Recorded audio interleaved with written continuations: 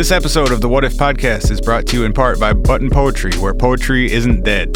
As the premier place online for live performance videos of spoken word and slam poetry, Button Poetry won't bore you like your high school English textbooks did. Find real stories you'll want to listen to and art you'll actually care about by visiting them today at buttonpoetry.com. Welcome to the What If Podcast with your hosts, Spencer Worth Davis and Ryan Copperrood. What's going on? What's happening, bruh? We're about to get weird. Yeah. What if you found something strange? Something strange, man. That's our episode today. Yeah. I guess we're never not getting weird on the What If Podcast, but... No, but just more specifically weird.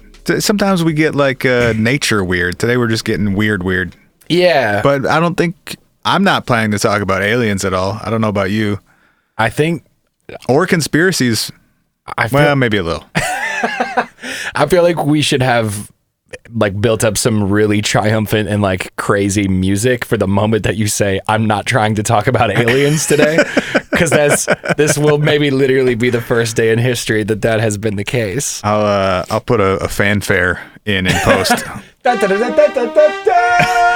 No aliens. No aliens. No, we are not talking about aliens today, but we're talking about a whole bunch of oddities. And I think, so Spencer and I collect weird stories just as people. We started collecting more stories when we were like, oh shit, we should talk about this on the show. Other people might want to hear these weird stories.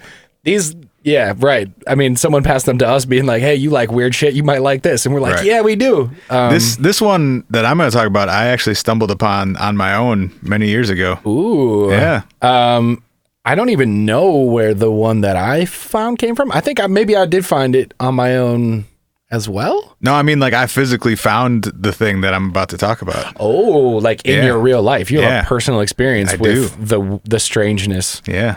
Today, I guess really what we have is a collection of 3 stories about finding something strange. And unexplainable. And that will make more sense as we get through all of today's stories. Yeah. Am I going first? Well, we have a quick update that we have to give to the people. Oh, we got Bruno Watch. Before we dive in. Bruno Watch 2017. Yeah, the nice part about Bruno Watch 2017 is not only do we have an update, but Bruno Watch actually keeps delivering. Yeah, it keeps delivering. It also kind of perfectly matches with the subject. True, it's actually relevant for once. Yeah. Instead of us just forcing you to listen to updates about Bruno that you probably don't care about. Us discuss a Brazilian young man who did some weird stuff.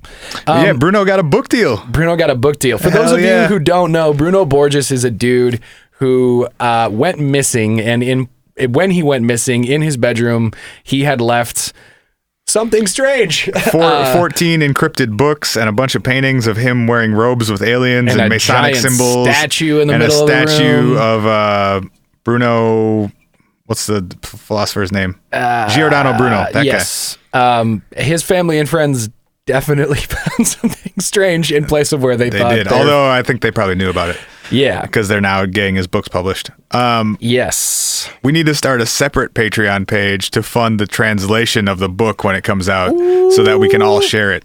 Wow. Or if we have any listeners who speak Portuguese, go ahead and hit us up. That's real. Because I will totally buy a copy of that book if someone wants to translate even a few pages of it. Yeah, we wouldn't make you translate an entire book. That would be aggressive. Yes, we will. We would politely ask you if you have a bunch of free time on your hands. I got $5 I could throw you. But yeah, Bruno's book is coming out. I think they have a date for it. Already? Damn, that happened really quickly. I think there's a release date for the book. I'm going to check our own Facebook page to confirm this. That's tight. Go like us on Facebook right now. We'll send you more weird links to share. Oh, yeah. Facebook.com/whatifpod. And shout out to Gabe. He started a Facebook group this week too. Thanks, Gabe! So if you just search for What If Podcast on Facebook, now there's a group where you guys can talk about weird shit, either that we talked about on the show or just if you want some fellow weirdos to talk to. There's 40 of them. And us.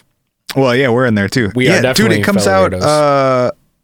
You can pre-order it. I'm trying to guess at what this Portuguese means. I think it says there are 2 dates, and one says pre-venda, which I'm assuming is pre-order, July 7th. Well done.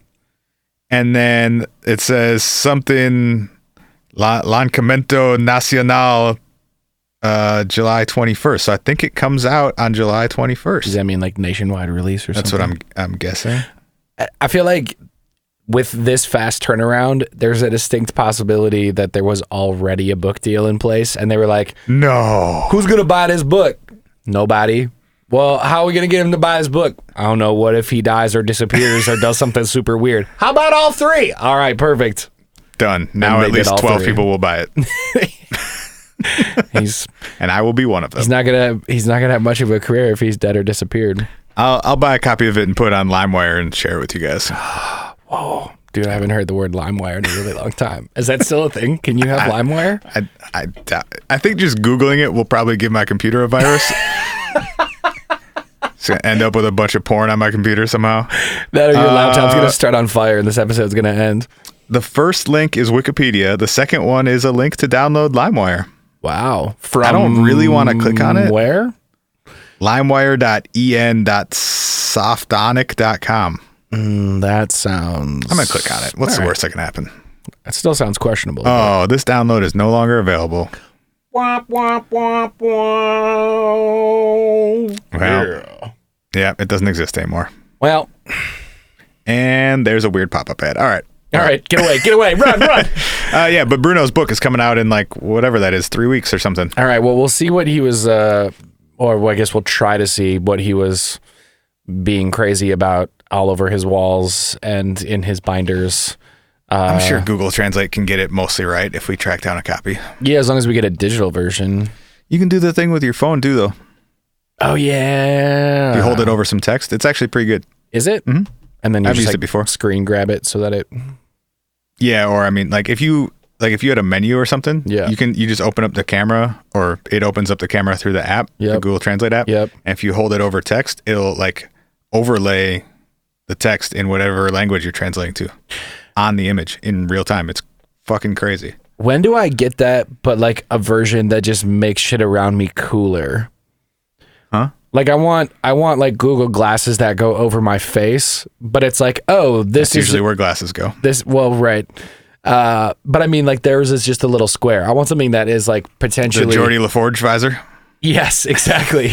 and I want it to be like, oh, Google recognizes that like that's an ad you don't want to see. Here's a picture of something weird or cool or interesting instead. Yeah, I don't think that's gonna happen. I think our self-driving cars are gonna like project ads into our windshields instead. Ugh. Or drive us past billboards or something. You're taking me the wrong way. Shh. This trip is presented to you by McDonald's. You're now at McDonald's. It's gonna happen, bro. Oh God, I know. All right, let's get into our people found weird shit stories. Yeah, from one weird shit story to another. What if you found something? What if you found weird shit would have been a better title, but I think iTunes might have booted us. They censored me last week. I cussed in a description for the first time. Oh no! Did we get rejected? No, it automatically censors it. I said like the oceans are weird as fuck or something in the like first line of the description. The description. For what it's worth, I'm drinking Surly beer right now. And Spencer's drinking La Croix. And still can't speak. Okay. But yeah, they censored us last week. Jerks. So did Facebook. Does it say F ... or like, oh, yeah. Interesting. Asterisk. You can say that, but I can't say description. Well, they can't fucking censor us on here, so. Eat a dick, Apple. All right, man. So you got, you're kicking us off, man. What strange thing did you find, bro? You actually found this. Where were you? I was in Washington, D.C. Okay. Let's see, I was probably 15. This was probably like 2001? Okay. 2002? Something like that. And I was walking across the street, and in the intersection, attached, like affixed to the pavement in the street, was a tile, probably about the size of like a license plate. Okay. Like a linoleum tile with text on it that said, what was the text? Hold on. I got it written down. It says, Toynbee idea, Toynbee, Toynbee idea in Kubrick's 2001 Resurrect Dead on Planet Jupiter. All right. Yeah. And I was like, That's really weird. It stuck out to me because I just watched 2001 for the first time, like a few weeks prior. You also don't find tiles with like random text on it in public spaces that's like, seem kind of unofficial. Right. And street art was like not a huge thing yet then. Like there was graffiti, but nobody was doing like stuff like fixing cool, weird shit. Yeah, and it was the way it is attached is weird too because it's like it was part of the road. It looked like it was sunk into the pavement, so it was level with the top of the pavement. It wasn't like sticking up over it. Well, linoleum is pretty thin though. Yeah, so I think what it was it's like linoleum with like some sort of tar back on it. Oh. And then something around the edges of it too, so that kind of appeared to be roughly level. Okay. So it seemed really weird to me. I took a photo of it and then didn't. With what? You probably didn't have no cell phone. With a disposable camera, my guy. Let's go. Dude, so, bring back disposable cameras. I think somewhere at my dad's house, probably that photo still exists. Oh, let's find it. And I got 2 copies because you had to get doubles for extra like 75 cents or whatever. Exactly.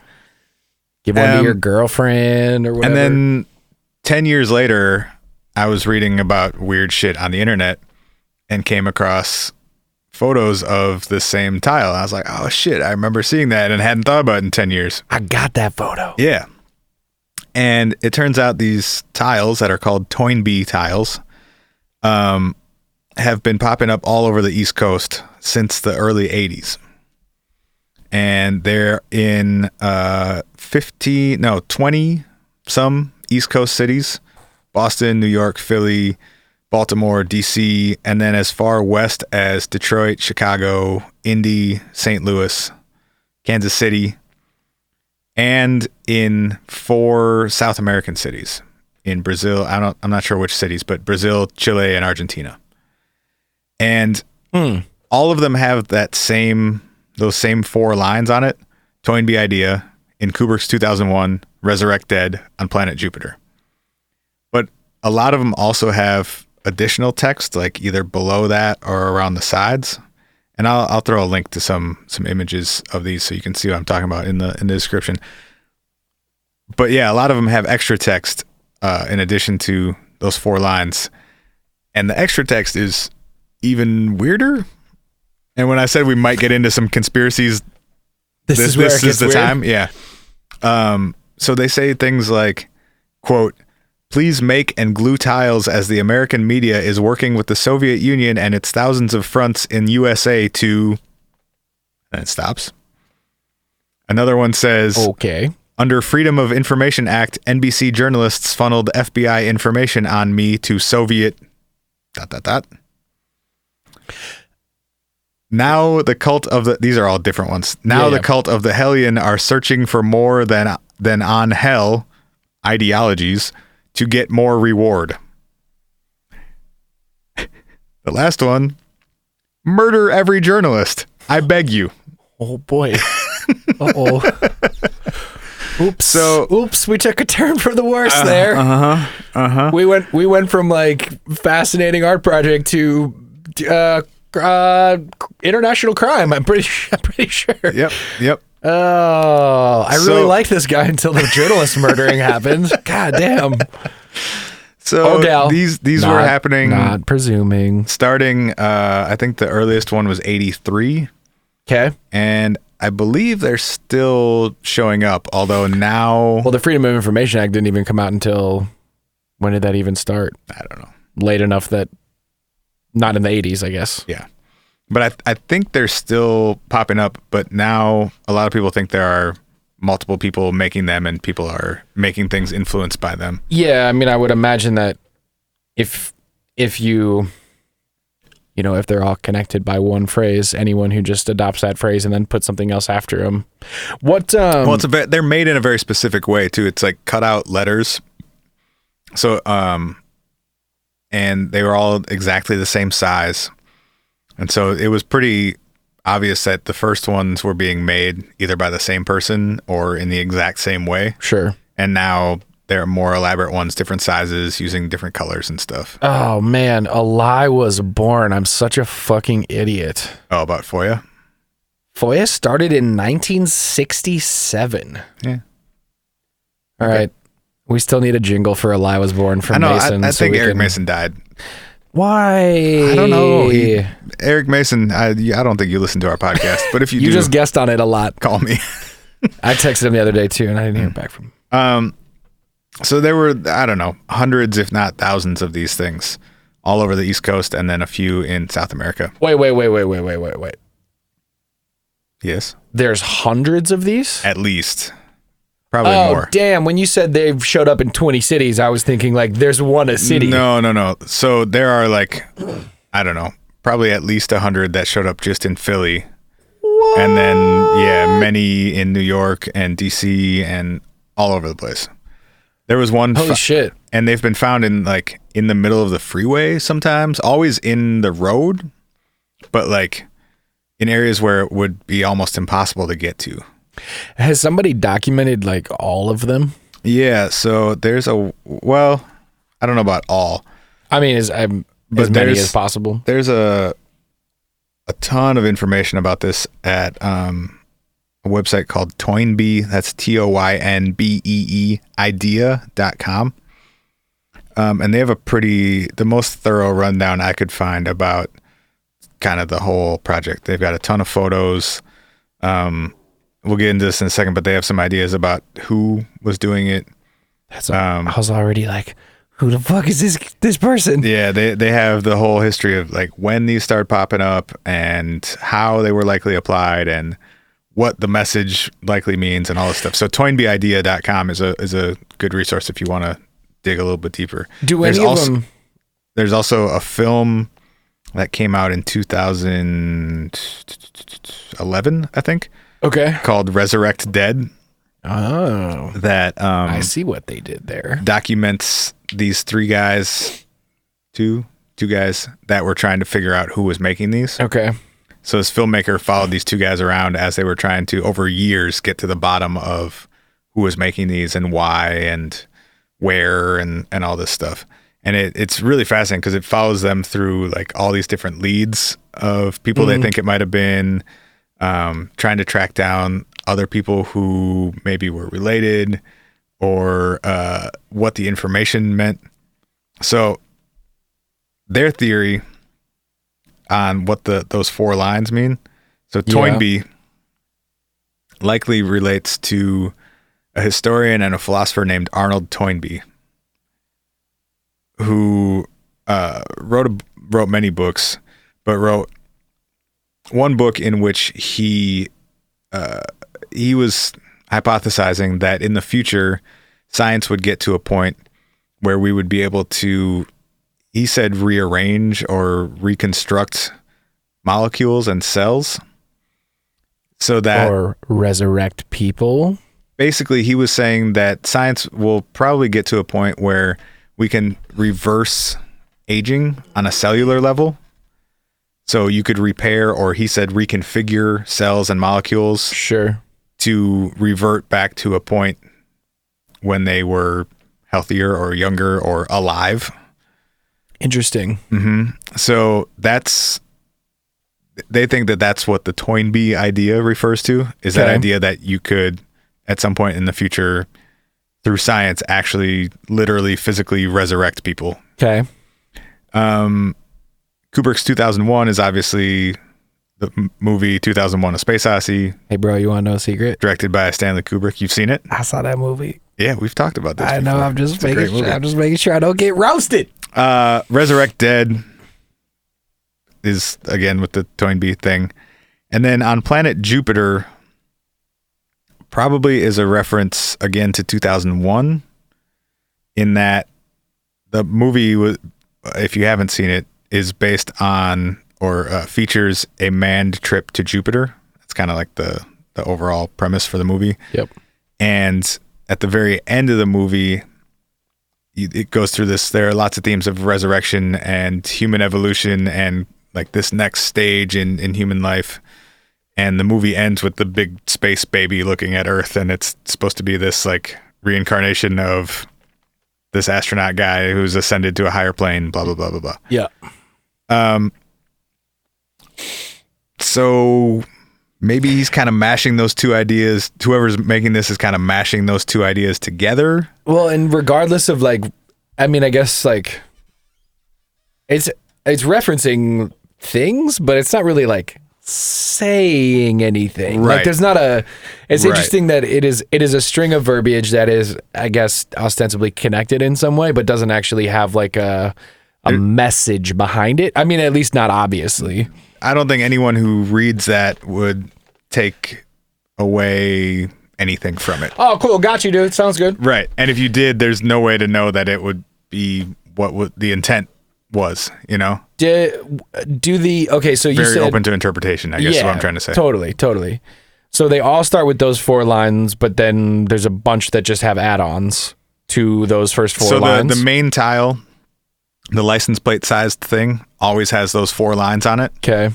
And then sometimes around the edges or below it, there's more text. There's like an add-on that has extra text. And does any of that like seem to, like you were saying that a few of them have ... Do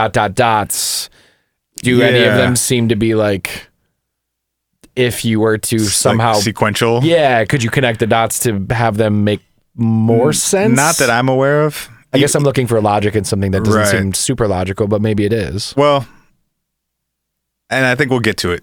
Oh boy. Because the only thing that seems to kind of tie them together, the extra texts, is a vendetta against the press. Damn. And collusion between government and press.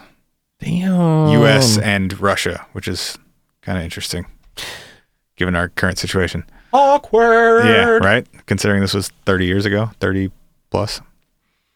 So these guys in Resurrect the Dead started going down the path of who's making these and how can we figure it out. And they came up with a few leads. The first of which was a guy, well, I'll back up. The one in Argentina had an address on it.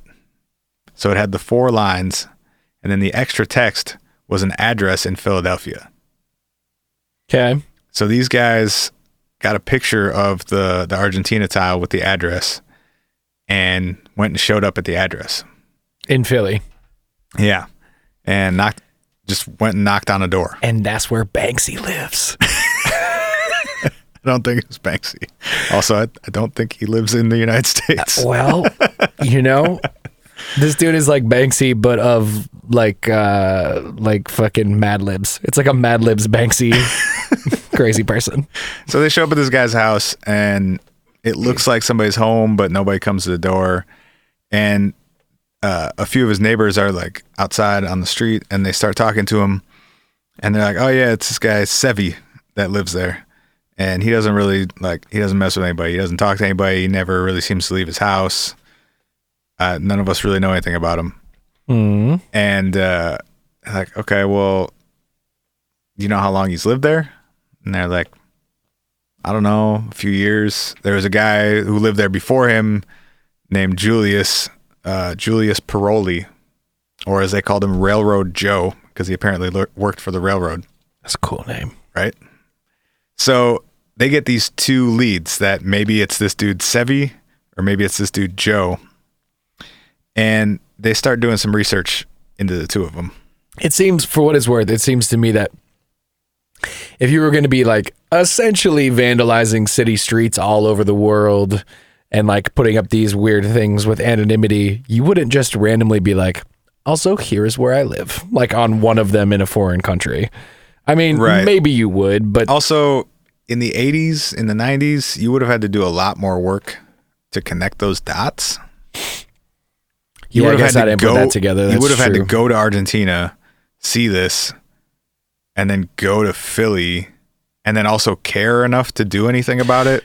Right. Yeah, it's a lot different when someone can take a picture and put it on Reddit and go, anybody live in Philly and know this dude? Yeah. Oh, that's my neighbor. Oh, yeah, exactly. Yeah, right. No, that's done in 24 hours. Didn't exist in the 80s. This took decades to sort out. True. So, but now they have 2 names and an address. And so they start doing some digging. And they found out that this guy, Joe, who worked for Conrail, Conrail was the rail distributor. They distributed like all kinds of stuff throughout the East Coast. And they figured out that all of the cities that these tiles were in were cities that Conrail went through. Oh. And the furthest east that the tiles went, or I'm sorry, the furthest west that the tiles went is also the furthest west that Conrail went. So it was an exact overlap with their routes. So Railroad Joe, when he's stopping off in random towns, is having a couple beers and running out into roads, laying down some wild shit. Which doesn't totally make sense, though, because all of the tiles are on the road.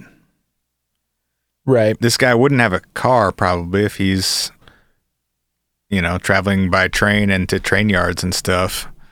It'd be kind of hard to bring materials with you, I would think.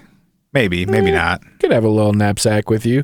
You probably are staying overnight in towns. Like, you have one night where you stop here. You probably got some weird hours, too, so you could go out in the middle of the night and not be seen. Oh, yeah, that's true.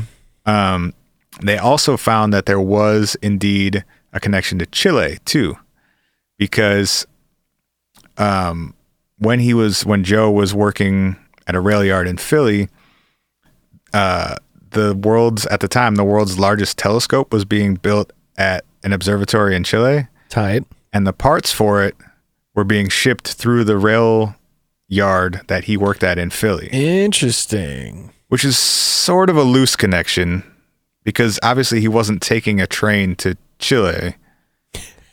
But I think their logic was maybe he could have had a contact in Chile because he would have been in communication with whoever was receiving these materials. Sure. Or he could have thrown something extra in a shipment and been like, "Hey man, you wanna get in on this and put my tag down in the street in Chile?" Right. Or maybe randomly, depending on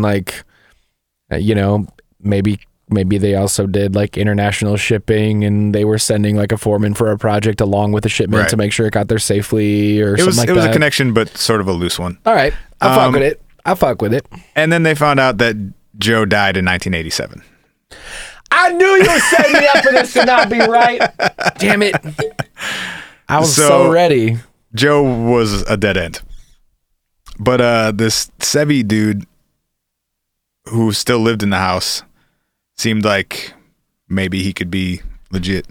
And they go back to the house and to try and talk to him again.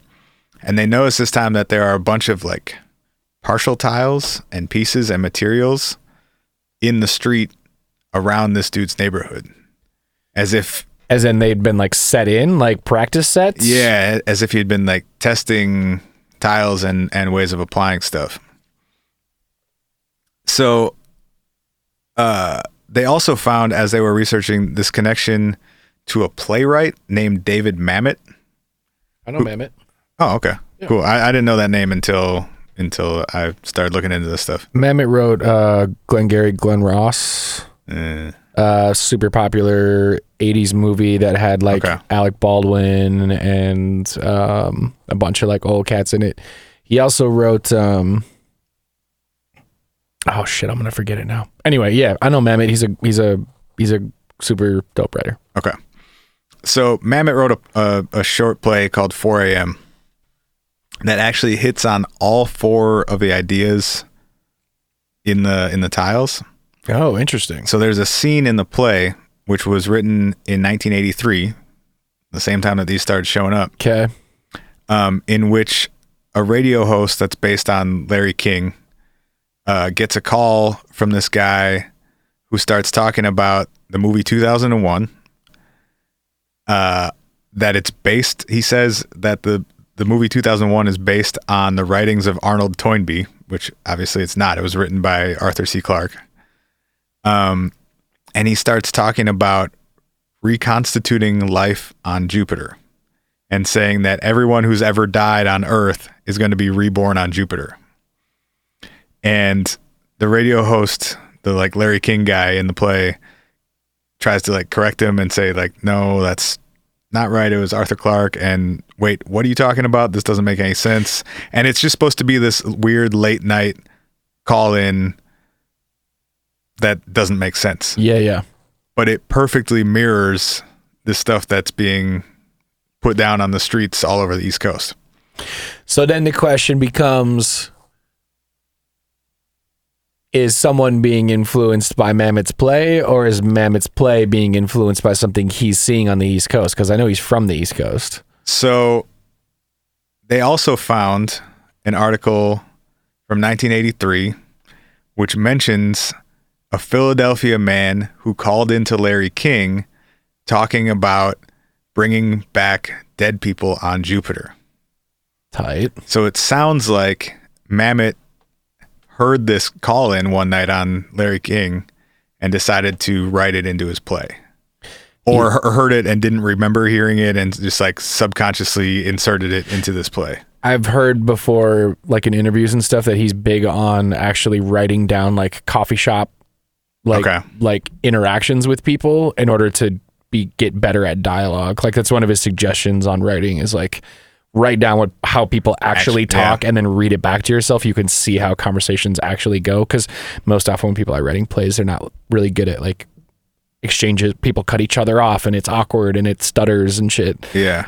So to me, that would make a lot of sense if dude was just like up late, 3 whiskeys deep watching the fucking news and being like, all right, I'm going to write this down and then go like, oh damn, this could be kind of interesting if I flip it into something else. So yeah, it sounds like he heard this call in, wrote it into his play, which means, though, that it was based on a real person who in the early 80s was calling up talk shows trying to get this message out about resurrecting dead on planet Jupiter, and Arnold Toynbee, who may or may not have also been creating linoleum tiles to tell other folks about it. It has to be, right? Right. It's got to be the same. Yeah. There's no way there are two people independently coming to that conclusion. I sincerely don't think so. And it doesn't even make sense. Sort of like it's nonsense. Sort of nonsensical. Yeah. And so that was the first time that they were like, oh, this guy was trying to work with the press. Obviously no one took him seriously because this idea is basically nonsense. And far out as fuck, even if it's not nonsense. Yeah. And then he kind of started on this vendetta against the press. Interesting. So he felt rejected. His message wasn't getting out. So he decided to get his message out by doing these tiles as like a PR campaign. And then also started like giving the middle finger to the press and saying, murder all journalists. Yikes. I beg you. Yikes. They also came across a guy who claims to have been handed around the same time, early 80s, handed a flyer in a park with this same message on it. Interesting. And in Philly? Yeah, this is all in Philly. And they went to a shortwave radio conference, which looked a whole lot like the MUFON meeting that we went to. Yes. And that sounds cool as fuck, by the way. People who fuck with shortwave radios are probably cool and weird. And because on the flyer that this guy got, he said there was a shortwave radio frequency printed on it. Oh. So this guy, whoever this was that was handing out flyers, had like a shortwave or a pirate radio station. Dude, and can we have one of those? I mean, not legally, but yeah, sure. Are they illegal? Well, pirate radio is inherently illegal. Pirate radio just means you're broadcasting without a license. Oh. Shortwave is, I think, fine. I don't know who actually listens to it anymore. Probably old guys who go to shortwave radio conferences. But anyway, So they went to this conference in Philly and just asked around, like, hey, does anybody remember this?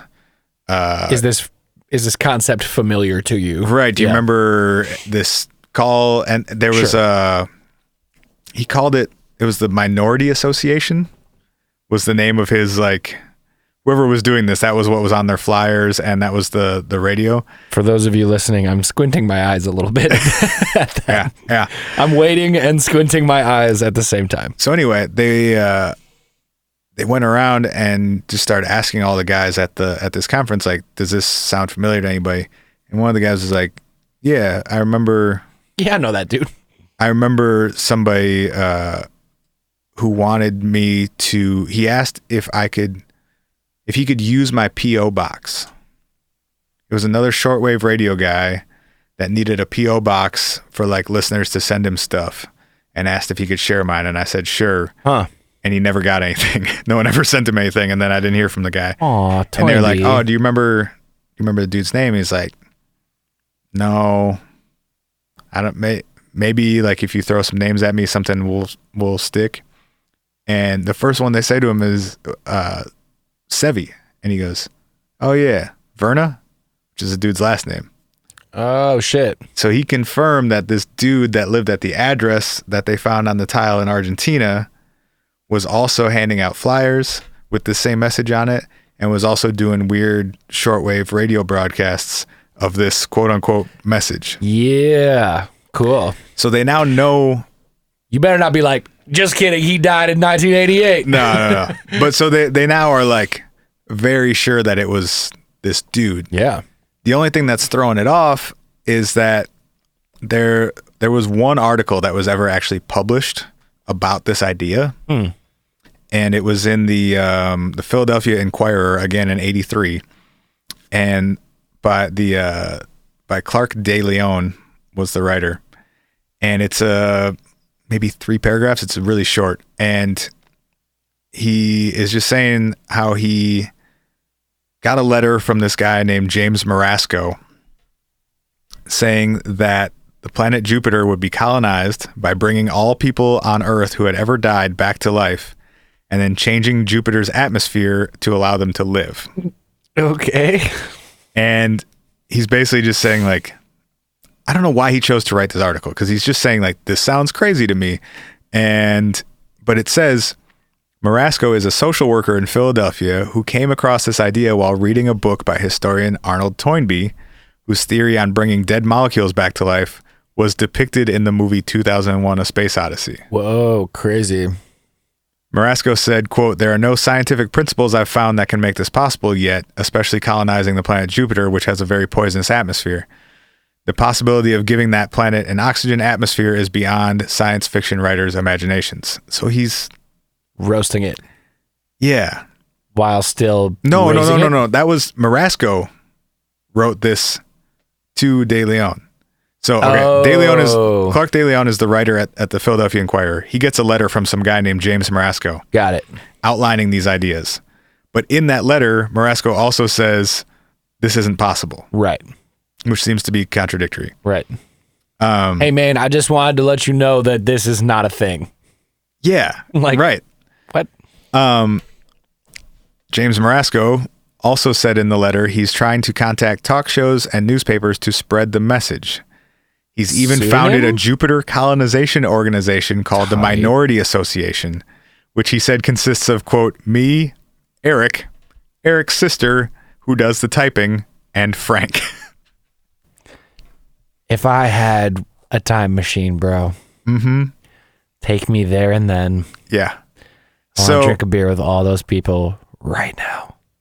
That was the only thing that ever made it into the press about this. One guy from the Philadelphia Inquirer just said, like, in the weird news section or something, "Look at this crazy letter I got this week. Isn't this guy strange?" Huh.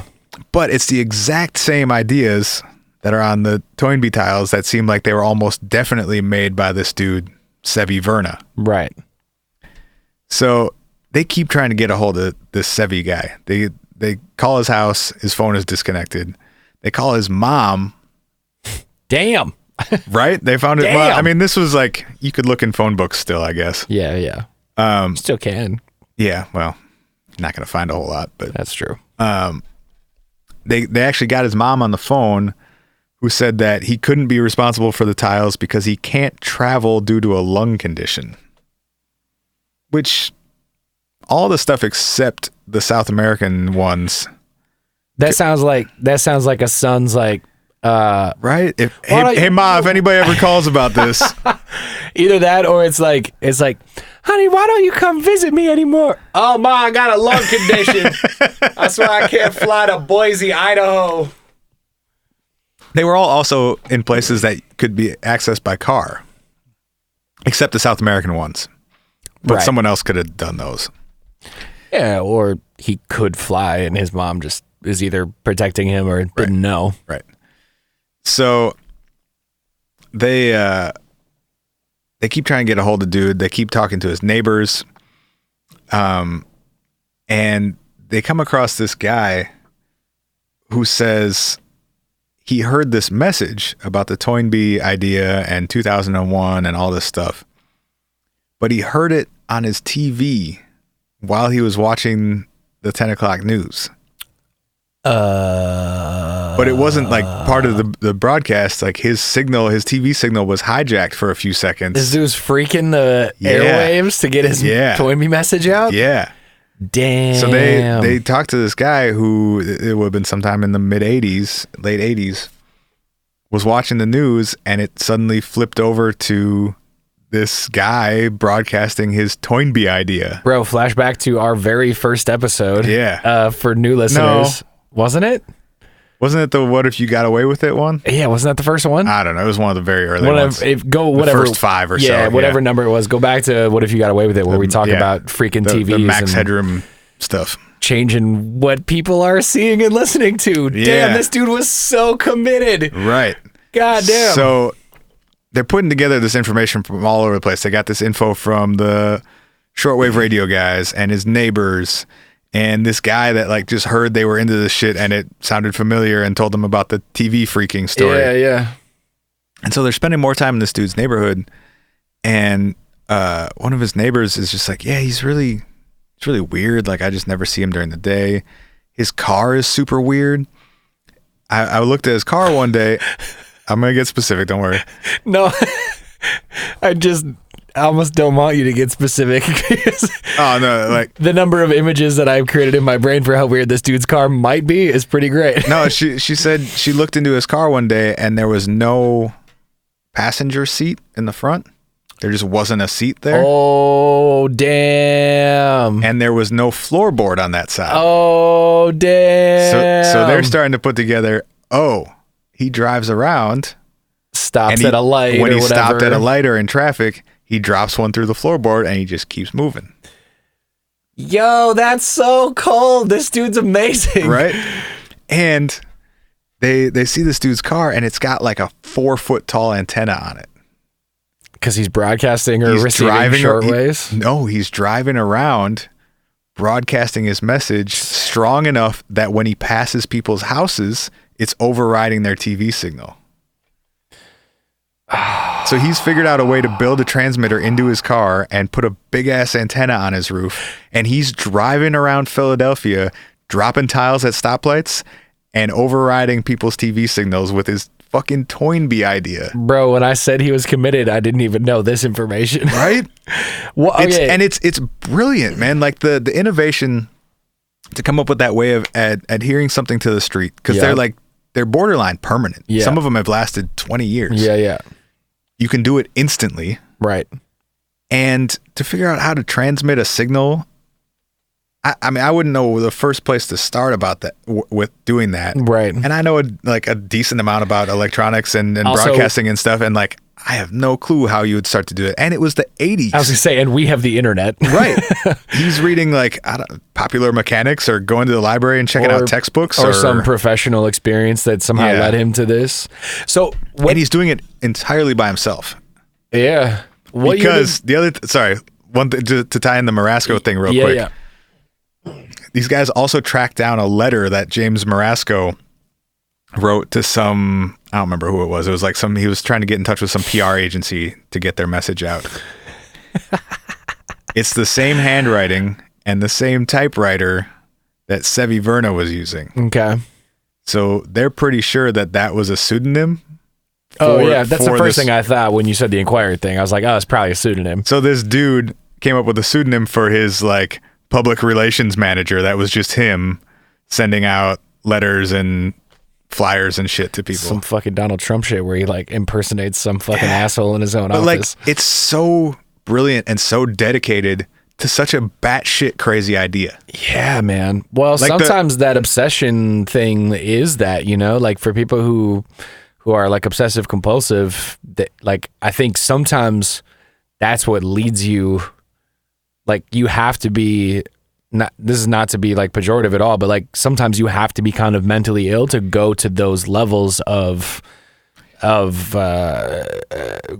creativity and like relentlessness. I mean, that to me, like, is there anything more relentless than putting hundreds, if not potentially in the thousands of tiles over 2 decades at least, 2 maybe 3 decades? Yeah, calling news channels, writing letters. I mean, that level of like insistent, repetitive, really creative ways too, though.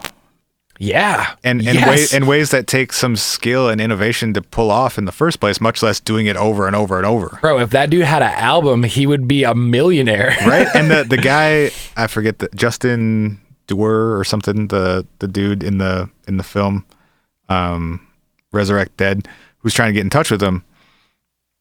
He writes to him at one point, and he's like, "I don't mean any disrespect. I'm fascinated by your work. And I think you've put together one of the most brilliant PR campaigns of all time." Yeah. We're fucking talking about it. Right. And this guy by himself on a budget of 0, without an actual message, I mean, as far as most people can decipher, right, has probably reached millions of people. For sure. And there's documentaries about it. There are multiple websites dedicated to just documenting and deciphering this stuff. There are web forums and communities that go back till the beginning of the internet trying to figure this stuff out. Damn. I mean, he's all over the country, internationally. One guy with no money. What year did the movie come out? 2011. So he was still alive in 2011. Yeah. Yeah, he never returned phone calls. He never wrote back to him. He never answered the door. They never actually got to talk with him. And they eventually just were like, this guy obviously is not interested. We're just going to leave him alone. Well, they probably, I mean, if the dude has a vendetta against the press, like anything related to a documentary is probably... Well, and what he's doing is technically illegal. You know, right. You're not going to get a graffiti artist to sit down on camera for an interview. That's true. About their work with their name attached to it, you know. So I get it. It'd be fascinating to know, have any insight from the guy who was doing all this stuff. But they're, 100% sure that that's who it was, and he just is not at all interested in speaking with anybody about it. Which makes it all the more fascinating that, like, he's dedicated a good chunk of his life to getting this message out. But doesn't actually want to talk about it. Yeah. He just wants to do can't now, maybe because of... the way he's approached it. He's got a rap sheet of 30 years of vandalism. Internationally. Right. Nationally and internationally. But, like, it doesn't hurt it's the road. That's the crazy thing, too. Like, who's going to see him a lot of the time? You drive over them. Right. And I guess it's mostly in cities where there's foot traffic. Yeah. But some of them, like, they found one outside of the, what's the tunnel that goes under the river in New York? Into Jersey? Yeah. Yeah. That whatever. One. But they've found them in places where, like, there is no foot traffic, which then totally makes sense with he's just slapping them down through the floor of his car. Right. Yeah, you're stuck in rush hour traffic and you rip one off and slap it down and keep driving. And nobody's the wiser. Right. It's fascinating, man.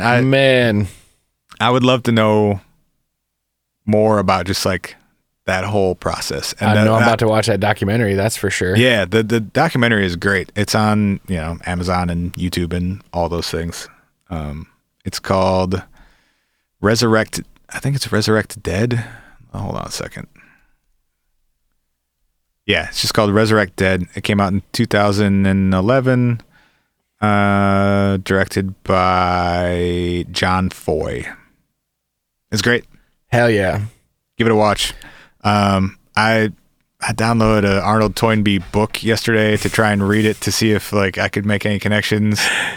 And it was 700 pages of shit that was entirely over my head, like, from the introduction. So if you're smarter than I am, you can read Toynbee's shit, and there's probably some cool tie-ins there too, but damn, I couldn't do it. Word. So yeah, Toynbee Tiles. Strange indeed. Damn. A lot of people have found something strange. I wonder, did they say when the most recent one was found? They're still happening. It's really hard to say when they were put down. Well, and who's doing them now too. Yeah, sure. Because obviously as it's gotten more publicity. Other people have been inspired by it and have probably been making their own versions of it. Yep. It seems like the originals have either stopped or at least drastically slowed down. Sure. In the last few years, probably because the guy got a lot more attention and got his name thrown around in very public ways that if that were me, I would probably stop. Yeah. So I'd lay low. Yeah. I'd sell my car. But there are still a bunch of the old ones still exist in New York and DC and Philly and a bunch of East Coast cities. Cool. We'll post some links to some pictures and stuff so you guys some can people check them out. Somebody put together a Google map of all the locations of the existing ones too. So geocaching. Yeah. Tight. All right, man. That ran long as hell. I apologize. Hey, dude, it's a good story, bro. It's a good story. It is something strange indeed. We should take a break and then get into people eating sharks or whatever you're talking about. Not boxes of crazy. I got something that's also very strange. It's called the Box of Crazy, and cool. We'll see if we have time for sharks at the end of things. Whatever, we can go as long as we want. It's our fucking show. Goddamn right it is. Goddamn right it is. All right, so we're gonna take a quick break here, and we'll come back on What If You Found Something Strange on the What If Podcast.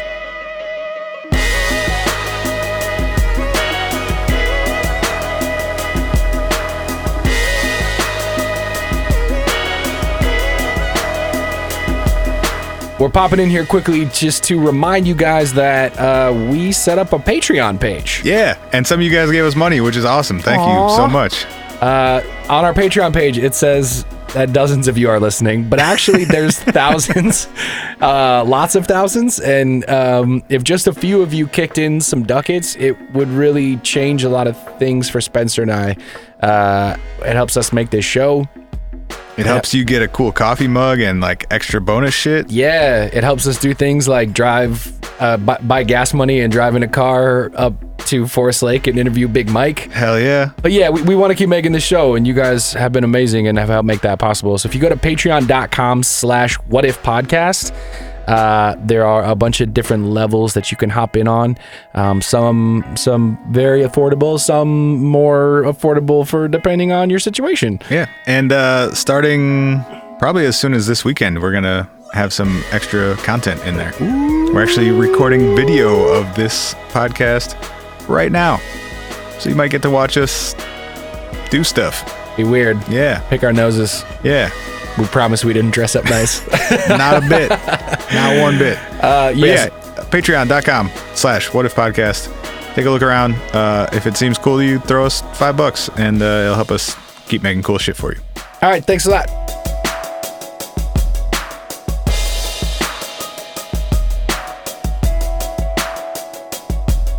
Hey, let me tell my story. Yeah, I got one for you, bro. Ryan's turn. Show me what you got. I don't even know what that's from. You haven't told me what that one's from yet, but this I just. One? Hey, let me tell my story. Oh wait, that's from the Bigfoot VHS, yeah, right? That's the drunk guy at the Bigfoot camp. I'm gonna take a picture of that so I can show it to you 5 people that support us on Patreon. Yeah, there you go. One of you can just have it. I ripped audio from it already, and it's a terrible movie. So if anybody wants a Bigfoot VHS, support us on Patreon, and you'll get to see. Actually, the pictures on the back are pretty wild, and it features the older brother from Home Improvement as one of the main actors. Zachary Ty Bryan. There we go. Yeah. Not Jonathan Taylor Thomas. Thomas. Just real quick, those of you that supported us at $10, I think I have your address because I have to send you a mug. Yeah. I might just send you some other shit too. Watch out. Bro. I don't mean that as a threat. I mean that as like you might get cool books in the mail because my bookshelf is full. And honestly, for those of you who haven't supported our Patreon yet either, we were talking earlier about collecting weird stories, which is why we're doing a What If You Found Something Strange podcast. Or this podcast in general. This podcast in general. But we also just collect other weird things too, which includes the books that Spencer and I bought. Spencer's got a whole stash of weird VHSs. Full, So yeah, that's what we meant by doing some raffles or giveaways or whatever. We're just gonna we're gonna pick some weird shit and pick a Patreon supporter and be like, yo, you get a care package of our weird until shit. you tell us to stop. Hey man, I got like 4 of those. I didn't want any of them. The last one really weirded me out. I'm gonna stop supporting you guys so you don't send me dumb shit in the mail anymore. It's not okay, dumb. Thanks, it's bye. tight as hell. This is the What If podcast. We are talking about what if you found something strange. Hey, let me tell my story. And I have a story about something strange for you. Spencer, how much do you know about the box of crazy? Almost nothing. All right. Tight. I Googled it when you told me about it, and I hadn't heard of it before. And you were like, that sounds fun. Let's talk about it. And it looked cool, and I didn't read any more, so you could tell me about it on the podcast. That one was just waiting to get out for a while there. You guys, you didn't hear from me for a while there because I was trying not to spit my surly all over my Mac laptop because those things would not have gone well together. Laptop. Good for you, bro. It's your fancy ass. Can't just call it your laptop. It's got to be your Mac laptop.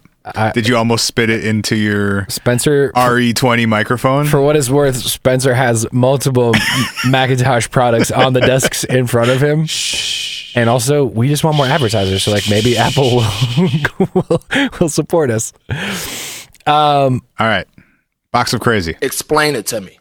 In November of 2013. Ooh, this is a lot more recent than my story. It is kind of, well, it's going to go back, but it's going to go forward too. Time travel story? Sorry. No, actually. I just talked for like 45 minutes. No, I'm hesitating, but actually kind of. Maybe? Okay. A little bit. In November of 2013 on the website Imgur, is it pronounced Imgur or is it Imgur? It's Imgur. It is Imgur. Okay. Yeah.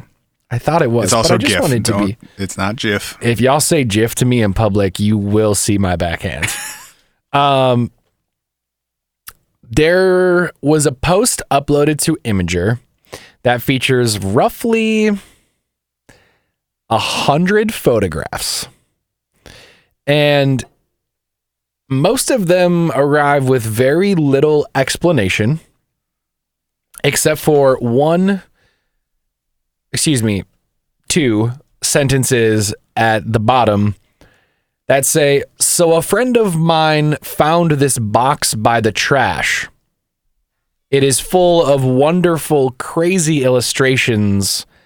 Clearly something happened to this guy that was very memorable. It measures roughly 29 inches by 38 inches, and almost all the drawings are very large. And that's basically the amount of context that is provided. I remember this. Do you? I remember seeing this on Reddit when it happened. So I'll explain this to you guys. Again, images are a little bit necessary to at least prep the story, and I will tell you more about the story as it comes. But what you see is in this box, the author calls it the box of crazy. It's basically like a wooden briefcase, but if it's 38 inches, that means it's over 3 feet wide. Mm-hmm. Or yeah, just over 3 feet wide. 3.2, yeah. So it's a pretty big wooden case of things. And open, there's only 29 by 38. That's pretty big. Yeah. And open, when you look at it, the first things that they show in this post are, it actually kind of looks like handwriting, but I believe it's actually typewriter print. There's printed pages, and then there's a periodic classification of the elements. I just got to the page about UFOs. You're getting ahead of me, bro. There are UFOs and fairy bird people on the same page. You're getting ahead of me, bro. There is an air age map of the world, which kind of appears to be something of a flat Earth esque map with. Hold on. It's just a map. Don't bring your flat Earth nonsense into this. Maps are flat. This is not my flat Earth All nonsense. you're saying is I have no it's flat a Earth map nonsense. and not a globe. It's a map and not a globe, but it's an overhead shot from the top. Flattened out, I guess is what I'm trying to say. I'm not actually saying that they're this flat. Y'all better quit coming at us with that nonsense, or we will. We're not doing it. We're not doing it. Or we're gonna do it as a Patreon only episode, and Spencer and I are just gonna make fun of flat earthers for like an hour, and then that's all we'll do. I'm gonna tell you that we're gonna do it as a Patreon episode, so that you flat Earth people go sign up for our Patreon, and then we're never gonna do it. We can take your money. And I'm gonna take your $10 for a month and tell you that you're dumb. So. There's very little there's very little like explanation of all of these images and these documents and these drawings. Each picture has a very short description. Personal items. This is a letter. I can't make out much of the writing. Some of it is in Danish or another language. Now it gets into a part where the guy says, "Begin the crazy." Now things seem to get odd. It seems that the artist of this saw a UFO in Tampa, Florida in 1977. And then there are drawings of flying discs and flying fairy people with markers and text and notes and all kinds of things. What? There's another rendering of a winged creature with 4 faces. And then things sort of go off the rails. Because that wasn't off the rails. I guess that was off the rails, but then it's like cutouts of different perspectives of these 4-faced winged creatures. There's a lot of screaming cows. There's scrawls in sort of geometric shapes. These winged creatures keep coming up over and over and over and over again. Really good drawings, though. Yeah, right. There's actually like what appears to be some semblance of like perspective and sort of shaping and I guess so. I should clarify. These are dated in the 30s and 40s and 50s. So all of the documents that are in here are not from 2013. This was found in 2013, but everything inside of this box is dated much, much earlier, like 50 to 60 years of that. Not everything. Not everything, most of it. This Tampa Bay UFO is dated July 7, 1977. I'm sorry, I misspoke. I should have said much of this goes back as far as the 30s or 40s is what I meant to say. Not all of this is only from that. There is a delightful image that, again, we'll post a link to this so you guys can find it, but is colloquially referred to on the internet now as the Alien Puma Space Train. Which I don't think I saw that one. That sounds amazing. It's the name of my next record. Alien Puma Space Train. I mean that's all. I'm showing Spencer a picture right now. It is basically all of those things. It's a drawing of a winged train with a puma face with its paws resting over 2 wheels of what appears to be a train. All aboard the Puma train, bro. Indeed, my guy. Indeed. So this gets even stranger when the drawings become less directly artistic and more directly prescriptive as it relates to what appears to be an invention of some kind. Yeah, there are a lot of like technical drawings. Yeah, so it doesn't really start, at least the post doesn't start with technical drawings, but it arrives at technical drawings that appear to be like mechanisms of a sort. And they look like, I mean, honestly, they look like, if you've ever seen like a CAD drawing, they look like a CAD drawing. Yeah. But they're done by hand because ostensibly they're super fucking old. But what you start seeing, or what you start to see take shape through some of these drawings is a ball bearing, like a bearing drive, a differential motion bearing. And the drawings of it are really, really specific. And there's a lot of them, like a lot of them. And if you think this is just a box of crazy, the internet has, of course, gotten a hold of this, as this is how I stumbled upon it. And somebody made that bearing with a 3D printing machine. and is pretty. We call those 3D printers. What did I say? A 3D printing machine? Man, shut up. Take that shit outside. And apparently is pretty hype about it. What does it do? Did it summon the Puma train? I don't think it summoned the Puma train, but the internet has been doing they haven't just made the bearing, they've also dug extremely deeply, similarly, I guess, to Sevy and his things. The Toynbee Tiles. The Toynbee Tiles. The internet said, what the fuck is that? And where did that come from? And I guess the easiest way to say this is to just tell the story of what this stuff is and where it comes from. Because the internet has done a super good job of backtracking and creating a pretty good story about where this comes from. So far, it seems like an art student took acid and read Ezekiel. You could say that. Okay. You could definitely say that. Through the information that is included in the box, which it's not, what was in the box of crazy is not all included in the Imgur post. So there's more of it, but basically what they tracked down, some of it apparently was signed by the name of Daniel J. Christensen. Okay. And it's a good Christian name. Very. And I don't want to, I could tell you via forum comments how people did this, but there are like full on Reddit. It's not 4chan, is it? It's not Thank 4chan. God. There are full on, like Reddit communities that have dedicated themselves to researching this and figuring out where this comes from and who this guy is. In fact, Reddit loves a good mystery. For sure. In fact, one of them is called Bored Weirdos. Alien Puma Space Train. So if you want to go hop on the Alien Puma Space Train subreddit, doing it. I'm going to use my Apple Macintosh computer to do that. You can do that. Daniel, I got to Alien Puma and Google finished the rest for me. Mm-hmm. Oh, it knows. Daniel Samuel Christensen. So some people thought it was a J. Some people thought it was an S. It appears it's actually an S. Daniel Samuel Christensen was born on November 27th, 1904 in Denmark. Okay. To a family of Seventh-day Adventists.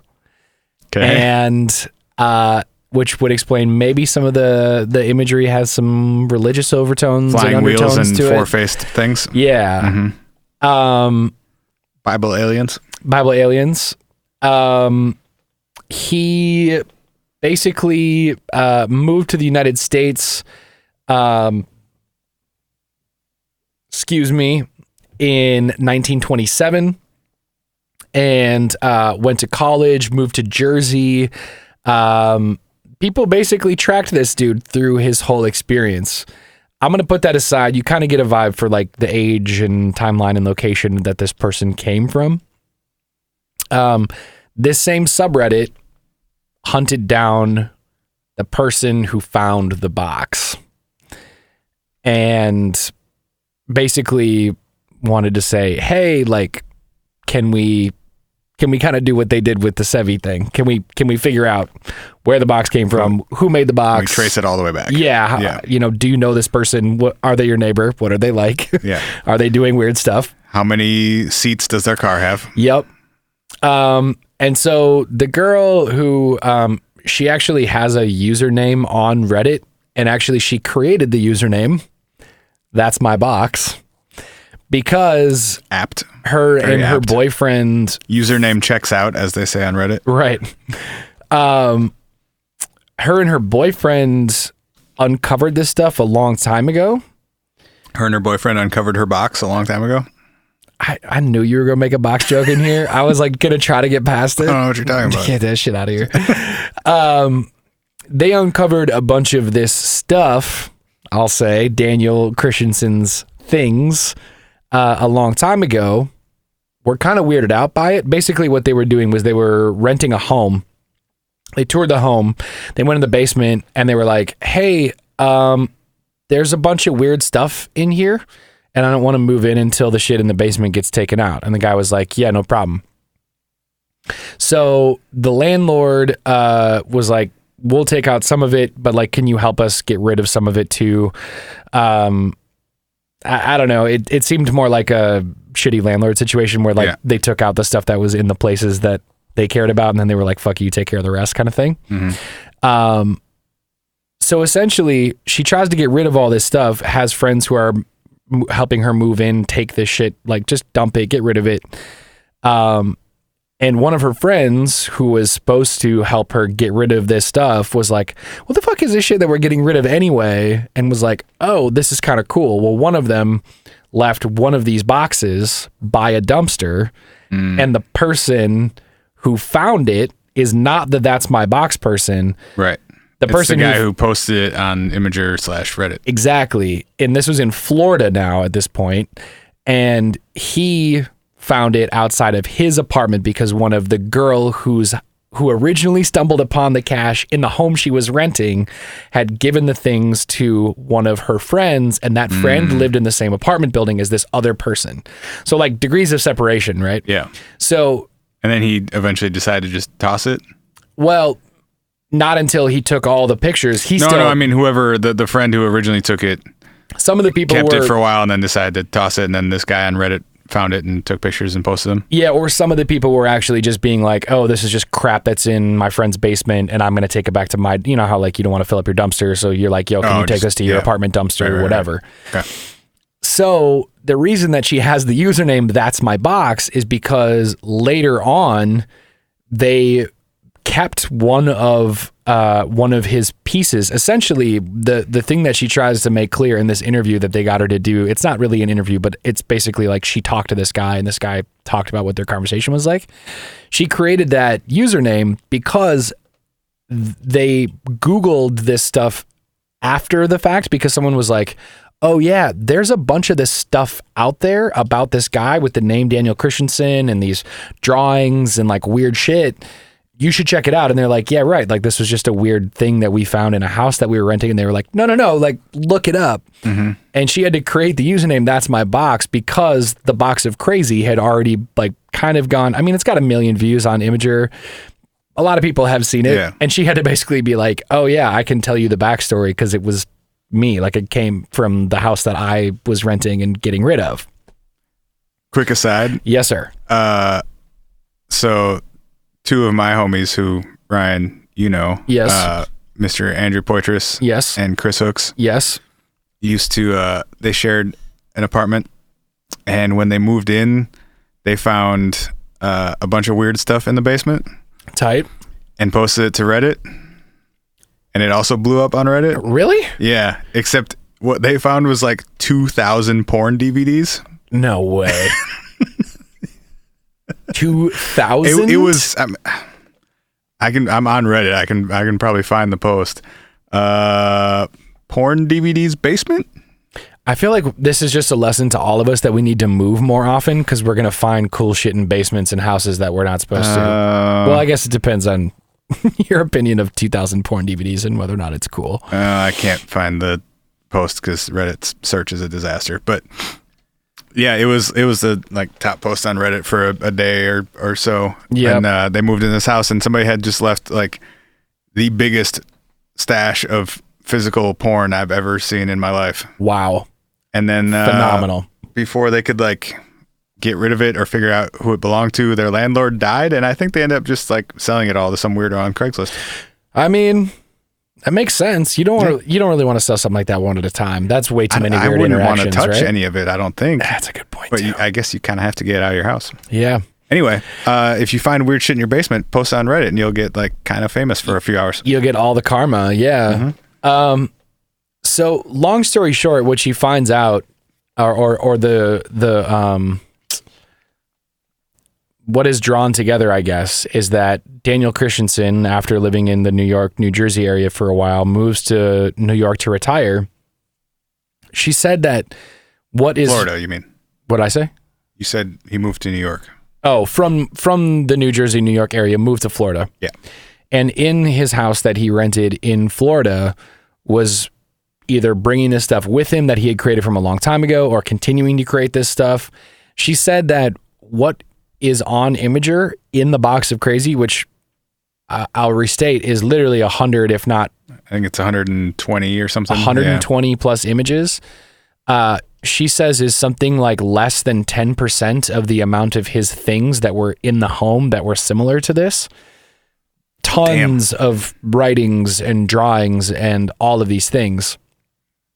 And people have tried to make some sense of the train and the gear and the aliens coming down, and like, did this dude have some sort of experience where something showed itself to him and he thought that he had some godlike experience that gave him knowledge, etc. If a lot of this, you said a lot of the stuff was dated like 40s? Right? Yeah, yep. Is it possible that the 1977 thing was not his own experience, but a fictional, like he was writing sci-fi or writing / illustrating sci-fi type of stuff? Possibly, yes. I think maybe more the idea of it is that it goes back so long and doesn't have like a arc of... It seems more like it's a guy who's trying to figure something out more than it seems like a dude who's like trying to tell a story per se, if that makes sense. Based on what? Like the CAD drawings of like this gear that he's trying to figure out as it mixes with... There's no actual narrative to any of the other things. Well, yeah, but they also said it's 10% of stuff. Yeah, and maybe it's like a sketchbook. I don't know. If I could see a story in which maps and alien god beings and technical drawings could connect in some weird sci-fi way. Well, maybe he was working on who was the guy that Pete talked to us about? The Harvey. It actually strongly reminded me of that Rodney story Dangerfield. too. What was it? What episode is that from? Henry Darger. Henry Darger, yeah. Yeah. Was out of the art episode we did with Pete. Yeah. But maybe he was working on some sort of big, epic, fucking Game of Thrones sci-fi story. So I would have believed that to be a possibility until this part. Okay. The woman from Florida who rented Daniel Christensen's house and asked the landlord to remove the things from the home, said that one of the things she had asked the landlord to remove was a machine that was in his bedroom. She referred to it as a wooden craft with a seat and slots carved out to fit Daniel Christensen's hands specifically that appeared to be well used. Wait. How would she know that? Which part? That it meant to fit his hand specifically? As in like carved into like a not like just random like I don't know, like someone like traced your hand and then carved it into like wood, I guess. I don't know. I'm not saying like genetically his DNA. I'm just saying like that appeared to be carved to fit a human being's hands. Okay. She says that it had spinning spheres, and from her description looked a lot like the diorama designs that he had been making with like the rotating things that went around it. So our boy made a time machine. If you go after getting information from the four-headed alien gods. If you go through the text of a lot of the stuff that he reads, he claims that he's traveled through time. On the Puma train or... Actually, I have to read this clip from this guy talking about the interview because it's my favorite part of the entire thing. He says, it's with this machine that Christensen claims he traveled through time and also claims to have communicated with aliens. The manuscript that the girl that he interviewed who moved into his home, the manuscript that she owns describes in detail how Christensen claims to have built his machine, how he time travels, how he has had out-of-body experiences, and the diet he eats to prepare himself to travel. then this guy comes in with his own personal thing that says, so what I'm trying to say is that at one point in time on this blue dot of ours existed a living, breathing alien Puma space train. Which I will say is a little bit of a leap, but I'm very thrilled with his ability to make that leap. It's quite a statement. And then he follows that up with choo-choo, motherfuckers, all aboard the alien Puma space train lives on. Can't argue with that. The thing that I was like, okay, immediately I was like, okay, prove it. And he's actually uploaded another Imgur link where she sent him like 5 or 6 things that didn't come from the original box of Crazy that are totally in the same like handwriting and type and fonts. So she has another one of his works that I don't know what she's done with. I couldn't find anything about whether or not she's published anything else or put anything else out there. Damn. But she proved to him, like, she's like, yes, I do have some of this dude's shit. For a period in time, there was an alien Puma space train art exhibit in London where I don't know if they took the actual physical pieces from the box of Crazy or if there was like poster style images of them. They made like a diorama that was based on one of the diagrams that he made and like put it up in this fucking museum and shit. I'm envisioning a like model train exhibition. Kind of, except with all of these wild ass images. Except all the trains are jungle cats. Jungle cats with wings and 4 faces. Flying, spinning wheels. Yeah. I'm into it. Yeah. So anyway, Daniel Christensen and his alien Puma space train. That's a good one. That's a really good one. The album of images is really fun to look at. Like, even if you think it's just nonsense, it's actually kind of beautiful and strange and cool. Invariable proportion and projection aid is just like one of the titles of one of the images. He just has some real wild stuff, and I love the idea. What if he time traveled and he's Bruno? back again. Yeah, man. First of all, I love the idea of this dude having built this machine in his own bedroom. Like, well, it's 8:30. I guess I better time to work on these spinning orbs. Roll over into the time machine here and fire up the orbs. In the words of future people, choo choo, motherfucker, all aboard the alien Puma space train. Hey. Gotta keep that diet right, though. Yeah. So check out Daniel S. or J, depending on what you Google, Daniel S. Christensen and his alien Puma space train and the box of Crazy. Nicely done. I'll put a link to that Imgur album in the notes, too. For sure. Sweet. We're going to take one more quick break, and then we're going to come back, and we're going to wrap things up with a very short story about finding something strange in a place you wouldn't expect it before we see you off for the week. We'll be right back. This episode of the What If Podcast is brought to you in part by Button Poetry. Check them out right now by visiting buttonpoetry.com. Button Poetry is nothing like the traditional poetry you heard in high school, and they're certainly not the same old, boring dead guys that are going to put you to sleep. Button Poetry features poets of all ages, races, sexual orientations, and backgrounds, and as a poetry press and an online destination for spoken word and slam poetry videos, Button Poetry publishes poetry that moves people.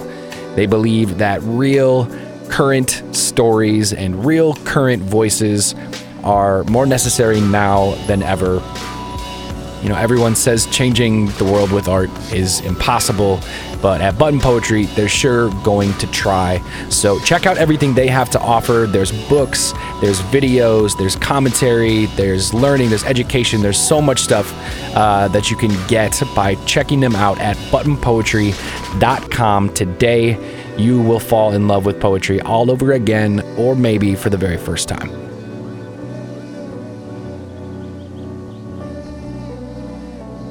Sharks eating people. People eating sharks. Sharks eating people. The sharks eating sharks. Is pretty. It's not. I mean, it's a pretty easy one to tell. Is this 2 weeks in a row with sharks? Didn't we talk about giant sharks eating large sharks last week? We totally did. Yeah, dude. Some dude tweeted at us today saying we should do a full episode on Megalodon. I mean, I'm not opposed. We talked about him a little bit last week. Yeah. Not really. We didn't really get into it. I'm hesitant to get into the whole like weird mythical animals, the cryptozoology realm, if you will. You guys, it took me so long to understand that term, and I feel like I've heard it like 1,000 times in my life. I mean, it's two like normal-ish words. Sort of. Crypto is secret. Zoology. Animals. Secret animals is a pretty good description of what we're talking about. But I never knew what people were talking about, like not specifically. They were talking about secret animals, no, bro. I get it, but I guess I didn't know that like that was the blanket term for fucking Loch Ness Monster and Chewbacca. Bigfoot? Chewbacca's a secret animal. You see that fucking Rob Lowe is doing a Bigfoot hunter show now? Shut the fuck up. He and his kid are doing some Bigfoot hunter show. That's real. I think it's Rob Lowe. I had to pause. I know we're supposed to talk on this show, but I had to pause for a moment. I'm pretty sure Rob Lowe Bigfoot show. That's exactly what I'm looking for. Great job, Google. Way to predict what I do want. First result from Fox News, no less. Rob Lowe claims to have seen Bigfoot while filming new TV show. There you go. Oh man, it's bullshit to hype some new show he's doing, but who has the cojones to air that business? He calls it a wood ape. I was making a joke about Chewbacca, but a wood ape is the way better. Old wood ape. Holy bananas. He saw the wood ape in the Ozark Mountains. No way. Yeah. Lowe also said he believes in ghosts. Cool. My guy. The Lowe Files premieres on August 2nd on A&E. A&E. Well, there you go. That's who it is. All right. Sharks and whales and Bigfoots. We like sharks here because sharks are fun to talk about. Okay, our last story on what if you ate a shark. What if you found something strange? What if you ate a shark? That would take a while. I saw an article that I almost tweeted it, and then I didn't because I don't know. But I saw an article today about a shark that tried to eat an entire whale. Oh boy. Mm-hmm. Did it take breaks? Hungry sharks. No, he did not succeed. I like his ambition though. Yeah, I mean, shoot your shot, Mr. Shark. You see a whole whale, you damn well better try and eat that whole whale before other sharks show up. I feel like you should call the squad up. I feel like that would be the better way to do it. Is be like, yo, hit the squad. Man, we gotta look out for number one. I guess. All right, I'm gonna stop interrupting you. Sharks. No, you good. All right, our last story of the day in finding something strange. On the 25th of April in 1935 in Sydney, Australia, there is it's a zoo or an aquarium. It's called the... Is it a secret zoo or just a regular zoo? It's a regular zoo. It's not a secret zoo. For some reason, they call it... It looks like it's probably Coogee, but I want to call it Coogee because it's Coogee. It's because Coogee's tighter. Yeah. It's the Coogee Aquarium Baths. Ooh. Where a newly captured 3.5 meter long tiger shark. It's mean. Has a new exhibit at the Coogee Aquarium Baths. Okay.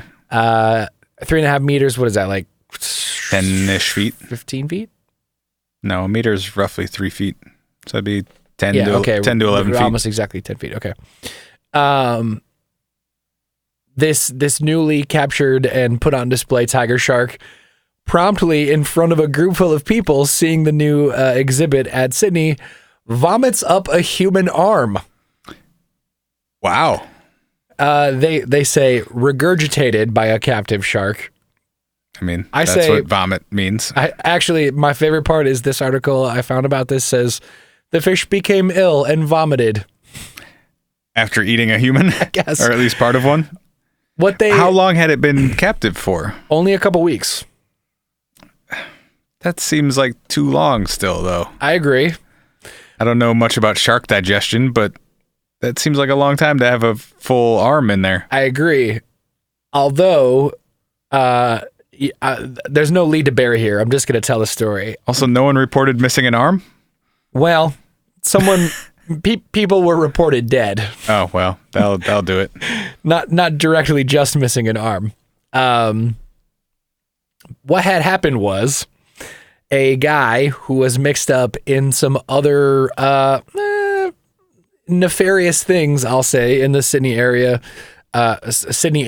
smuggling, gambling, whatever, who was also a boxer in Sydney, was killed and chopped up and put in a trunk and thrown into the Sydney harbor, I guess. Sure. Sydney Shark Zone. Yeah, and the trunk obviously atrophied over time. Lid comes open, body parts go flying into the ocean. Or like shark smells blood in a trunk and Beats bites his way through it. Right?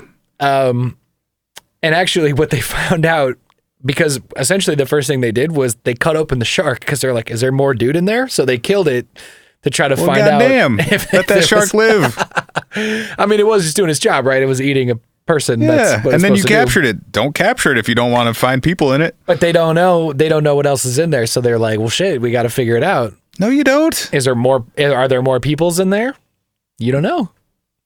If it couldn't keep one arm down, it didn't eat multiple full people. Well, what it did do is it ate another shark that ate the arm. Dope. which is kind of badass if you think about it. And the arm hadn't been digested somehow still? Actually, the way that I think the reason that it lasted as long as it did was, if you think about it, a smaller shark ate the arm and then the big shark ate the entire smaller shark. Yeah. So the digestion would happen around the arm.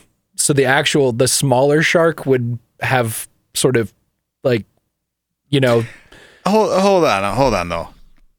So it ate a whole shark that was big enough to eat a whole arm? I mean, it's a 10-foot long shark. I don't know. Yeah, but an adult arm is 3 feet-ish. Yeah, but... So a shark eating an arm whole has got to be at least 6 feet-ish, right? 4 feet. You're just going to swim up and get away swallow... with 4 feet.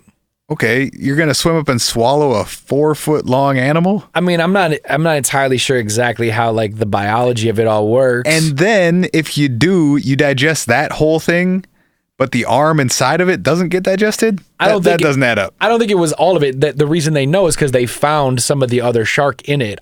I'm not saying the only thing it barfed up was just like a perfectly brand new arm. I think it probably... Still just flapping. Yeah, right. Just waving it at the people looking at the sharks. Actually, though, the craziest part was the way that they found out who it was that got murdered is because a guy had gone missing, and they like tried to compare it to recent missing persons reports, and they identified the dude who was a boxer had a tattoo on his forearm. And you could still see his tattoos? Still see the tattoo, yeah. Man, sharks are weird, dude. In my mind... Are they like snakes? They just eat whole stuff? I mean... And then barf it up later? That sounds like... Wasn't there a snake who like barfed up another snake recently? I don't know, but that sounds cool. I hope there's think he video did. of I think that. a snake ate a whole snake and then just puked him back up and was like, yeah, fuck you. I can do that whenever I want. Leave me alone. Just to prove he could. Yeah. The snake he barfed up was still alive. He was like, nah, fuck off. He was like, fuck off, slither away. Yeah, that's right. You slimy as shit now. Dude, get out of here. Ugh. Yeah, man. Not the way to go, being hacked to death. Nature, you scary. And then eaten not once, but twice by the sharks. second time is whatever. That's Shit, true. the first time you'd already been cut up and put in a trunk. That's what I'm saying. But you really made your way through the food chain. Hey, out here. Good use. But yeah, if I was a child hanging out being like, Mommy, look at the tiger shark. And he just was like, just a dude's arm in an aquarium. Think about that moment, dude. Did they immediately cut him open? I mean, I'm imagining somebody like diving into the tank with a meat cleaver, with like a hunting knife, and just in front of all the kids wrestling the shark. Oh, just crikey! Got a fucking man in it. Chopped him. Fucking Crocodile Dundee just dives in the tank, rips it open down the stomach while he's like pulls underwater. open just a series of Russian nesting sharks.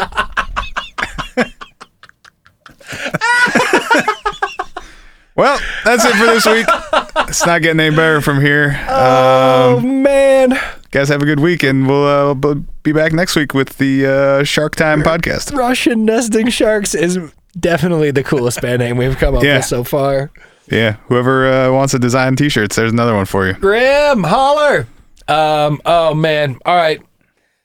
Well, yeah, that definitely does do it for Finding Strange Things. Yeah, well, this is like the longest episode we've done. You're welcome. / we're sorry. We don't know how you guys feel about it. I don't really care. I thought it was fun. If you think, I thought it was fun too. If you think we should be sorry, then hit stop and say goodbye. If you think you're welcome is a better approach, hop over to iTunes for us and leave a rating or a review. So many of you have been so kind to say nice things on there, and it really helps us out a lot. So that would be awesome. It literally takes like 15 seconds. Just bop over. You probably already have the app open if you're listening to us. Right.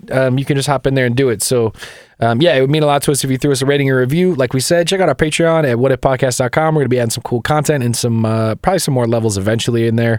It's at patreon.com/whatifpodcast. What'd I say? Whatifpodcast.com. You can go there too. That's great. That's our website where there's cool stuff. Yeah. That's what I meant. Yeah. All right, y'all. Yeah, that's it. We'll be back as always next week. Later. Until then. Love you. Bye. We'll be back next week with another episode of the What If Podcast. Learn more at www.whatifpodcast.com.